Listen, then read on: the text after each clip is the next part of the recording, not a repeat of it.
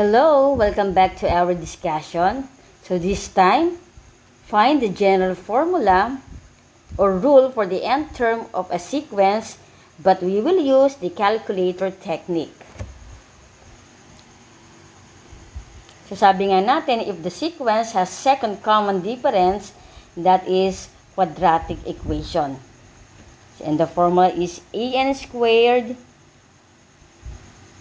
plus bn plus c is equal to a sub n.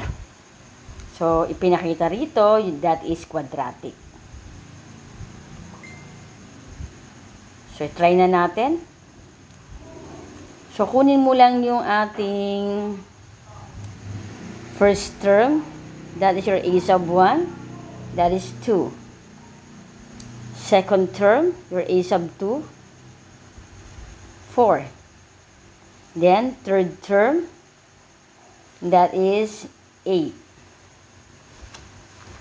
So, sa equation 1, yung mga value ng A, B, C, lahat yan 1.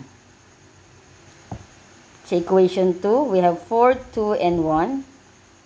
Equation, and that is 3. Equation 3, we have here 9, 3, then 1.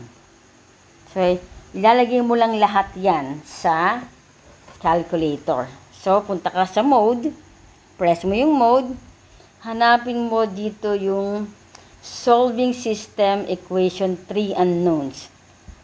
Okay, so may lilitaw dyan na table na A, B, C, D. So, lagay na natin. So, we have here equation 1, tatlong 1 saka 2.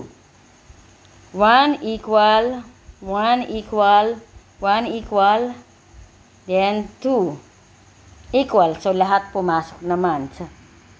Then, equation 2, we have here 4, 2, 1, and 4. 4 equal, 2 equal, 1 equal, 4 equal. So, okay na. Then, equation 3, we have 9, 3, 1, and 8. 9 equal, so you have to use the equal sign sa ilalim para pumasok sa table. 3 equal, 1 equal, then 8 equal. So, doon ko ulit sa equal. So, may lalabas dyan x is equal to 1. Equal ka uli, y is equal to negative 1. Equal ka uli, z is equal to 2. So, ano yung sagot mo?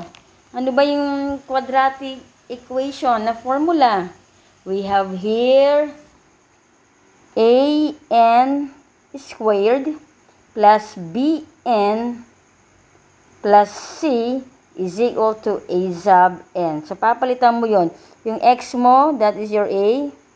Yung b mo, that is y. Yung z mo, that is c. So, 1 siya, kaya n squared. No need to write 1. Then, negative 1. So, change mo yung sign ng positive. Hindi pwedeng double sign. Then, copy n. Then, you have here, positive 2. Yung c mo. Then, copy a sub n.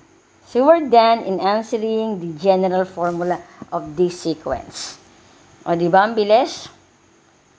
Let's have number 2 example. So, again, yung a sub 1 mo, that is 5. Yung a sub 2, that is 15. Then, yung a sub 3, or your third term, 27. So, equation 1, 2, di ko na-edit yon. Equation 3. So, you have here, numerical, 1, 1, 1, and 5. 4, 2, 1, and 15. 9, 3, and 1, and 27. So, i-enter lang natin lahat yan. Punta ulit tayo sa ating solving 3 unknowns. So, start tayo sa equation 1. Meron tayong 1, enter, tatlong 1. Then, 5. Okay, dapat tama yung pagkaka-enter mo ha. 4 equal, 2 equal, 1 equal. 4, 2, then 15 ang dulo, equal. Then equation 3, 9 equal, 3 equal, then 1 equal. Then 27. So, tama ba yung pagkaka-enter natin? Check natin. 1, 1, 1, tatlong 1, then 5, check. 4, 2, 1, then 15, check. 9, 3, 1, 27, check. Okay. Equal uli, may lalabas dyan na x is equal to 1. Equal uli, y is equal to 7. Equal uli, z is equal to negative 3. So again, ano ba yung formula natin ng quadratic equation? an squared plus bn plus z is equal to a sub n. So ayun yung a mo. That is 1n squared. So, no need to write 1. Erase mo na.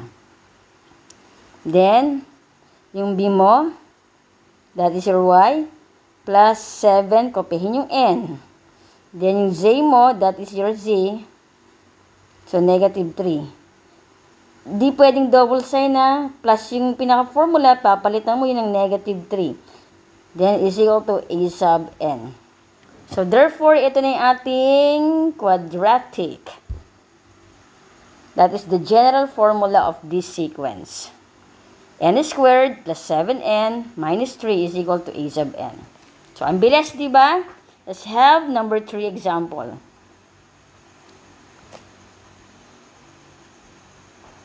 Okay, again, your a sub 1 is 1. Yung pangalawang term mo, 7. Then, yung pangatlo is 17. Basta gamit ka ng tatlong sunod-sunod. Siyempre, dito tayo sa madali, sa unang term. So, 1, 1, 1, then 1. 4, 2, 1, then 7. 9, 3, 1, then 17. So, ito equation 3. Okay, enter na natin.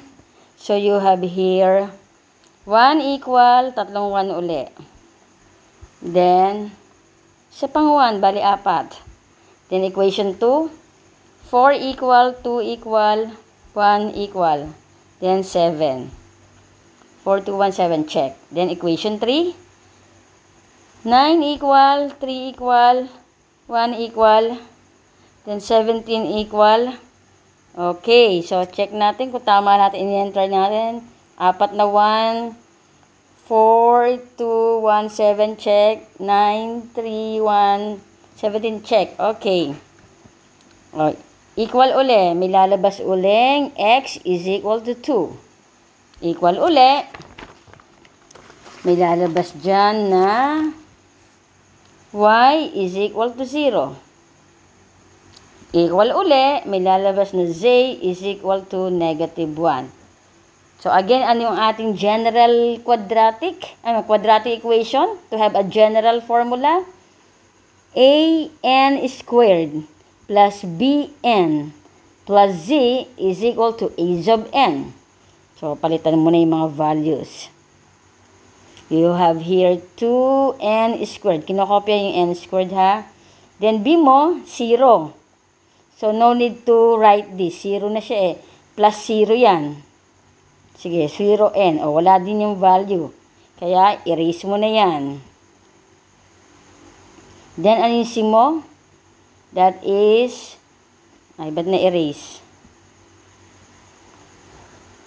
Negative 1. Then, kopyahin lang yung a sub n. So, therefore, this is our general formula. 2n squared minus 1 is equal to a sub n. Okay, I hope you will learn from our discussion for today. Thank you for watching.